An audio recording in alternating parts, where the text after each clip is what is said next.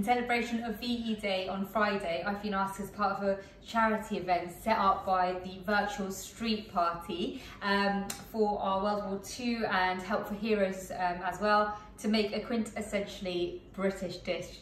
I jumped at this chance because I'm born here, I'm British, I see myself as British with Indian roots, and a lot of my influence for some of my food has come from things like school dinners, British pubs. So I'm going to make a chicken and leek pie today. A very easy recipe which my kids love, so I'll show you how I make it. What I've done first is I've boiled the potatoes for my mash in this pan, which is really easy to drain out. So in this Holston pan, I'm just going to drain it out without any sieve or anything, because it just comes off like that. The water, make sure the holes are there. There you go. And then it just comes flowing out. So that saves some more sugar.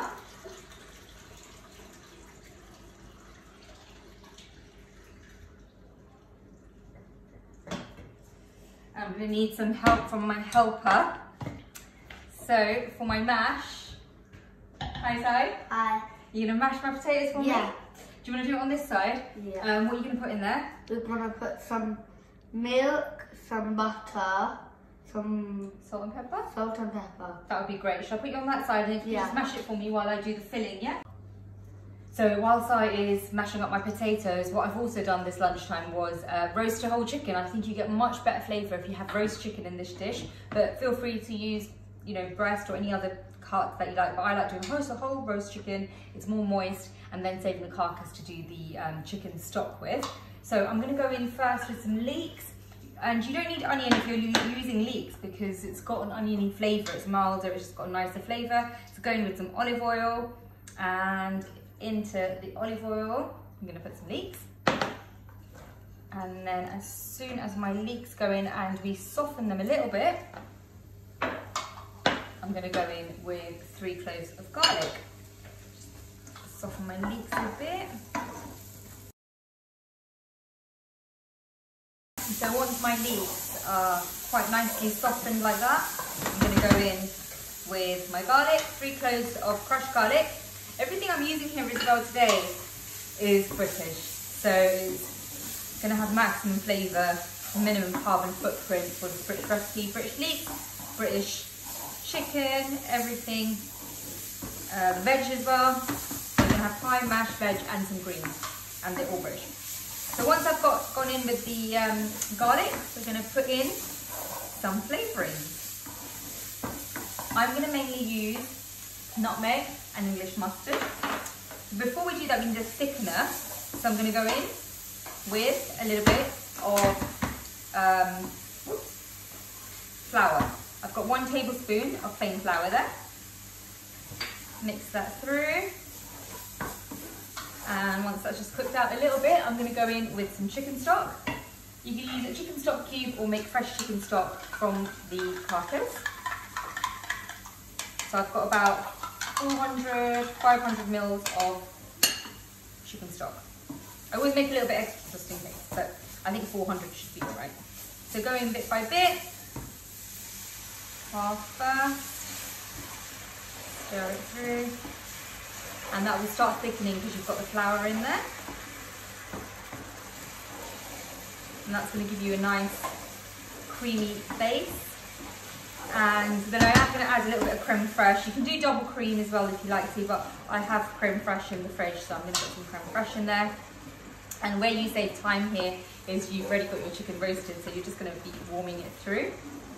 And for this pie, you can use puff pastry or shortcrust. I had shortcrust. Sometimes I like to use shortcrust. I like that crunchiness of it. So today I'm going in with shortcrust. But let's make the filling first, and then I'll show you how to fill it. There you go. You can see it thickening a bit now. And when it's thickening like that, is when I like to go in with a bit of my seasoning. So I've got English mustard here. I'm going to go in with 1 tablespoon of English mustard. Everything's running out. So that's 1 tablespoon English mustard. And I love the taste of nutmeg, so I'm going in with some fresh nutmeg, which I'm just going to grate in there. I think it works really well. And actually at this stage what will be lovely is some herbs as well. Tarragon is my favourite. Tarragon or parsley or something like that. But I didn't have the fresh herbs. So I think I might just look in my spice drawer. I think I've got some dried parsley. So I might put some dried parsley in there. So that's nutmeg. Give that a stir. And already you can see that's thickening quite a bit. And the mustard is making that all yellow. And add a little bit more. So you need to sort of judge it on how thick it's getting, how quickly with the flour. Let me just grab some parsley as well. If I had tarragon, that would have been perfect, but some parsley should be fine as well. Oh, there's some thyme there. Look, a little bit of thyme. So whatever you have, you know what? These days we're just making do with what we have. So look, thyme actually will be lovely with chicken.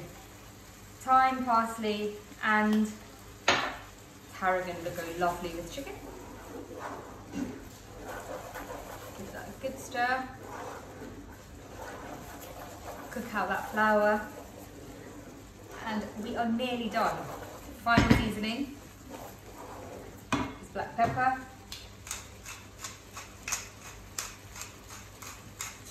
And a little bit of salt, not too much because we have got that stock in there. And it's thickening quite nicely. See? Should look like that. And then I'm going to put in the chicken. And depending on how many people are eating, you make the judgment call, but I'm cooking for like 2 adults, 2 children here. So I'm going to use about 3/4 of this chicken going in with my chicken. And it's so nice when it's freshly roasted like this. It's moist and it's juicy and it's full of flavour. So that's gone in there. I'm going to save a bit of this. It could be sandwiches, it could be filling for something else, salad, or even topped on some ramen. That would be nice. So I'm just going to coat that in the leeks. And right now that's taking everything in, and that's why I always make a little bit more stock. I'm going to go in with the final bit of the stock I have there, cook that through, and then I'm going to go in with a little bit of creme fraiche as well. And because the chicken's cooked, it doesn't really need cooking, it's just sort of mixing with the flavour, the base flavour that you've made. And then I'm going in with a little bit of creme fraiche. You can use double cream at this stage as well, it's fine. You can even make a white sauce. There's lots of different ways of doing a pie. I'm kind of making this version with what I had in the fridge. So I'm going in with, that's about a tablespoon, and then I'll make a judgment call about how much more I need, depending on how creamy it looks. Because I do actually use double cream when I have it, but I'm using creme fraiche today because I don't have it. But as you can see, that's creamy, it looks green. Go on, let's have one more. So we've gone in with about 1.5 tablespoons there. And that's it. Your filling is done. Feel free, add mushrooms, anything like that. And so is my mashed potato done? Yeah. Brilliant. So my mash is done. Si's done that. And in here I've got this steamer. And this is from Wholesome here. I've got this steamer, some water at the bottom. And in here I'm serving with some greens. I've got green beans and kale in here. But serve it with whatever you like. Any sort of greens is lovely with this. Mash, gravy, it's going to be great. So just going in with my chicken and leek filling. There we go, all in. Oh, that's quite heavy. Let me just every single bit. Get it all in there. Are you excited about this though? Yeah. Do you love this one? Yeah. Love chicken and mash, don't you? Yeah. And so, just spread that out. Got a really nice filling there. And it's very easy to make short crust pastry if you were making it yourself, but there's a flour problem at the moment. So I've just got the ready rolled short crust pastry. You can use puff as well. We're using short crust today, so that one we're just going to roll out like this and then just place on top. There we go. Let's take this off. This is such a good time saver. I do this a lot for when the kids need a quick meal. And that just goes in there. I'm just going to roughly put it. There's no like right way or wrong way, but actually when you're like roughly putting it like this, you're going to get some really nice crispy edges, aren't you, So? Yeah. There we go. And do you want to put some egg wash on there for me? There you go. So what? You've just got an egg, 1 egg, whisked up, and you're just going to put egg wash all over that.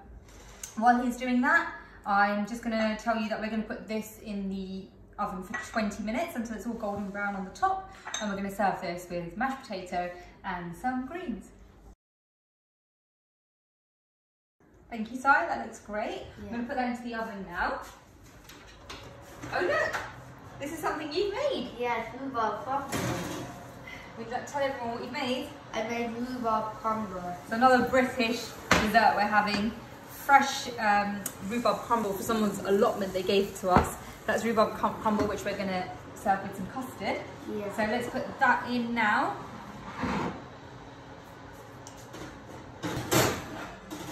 It's been in there for 20 minutes at 200. I did put a few slits in there as well, I forgot to mention.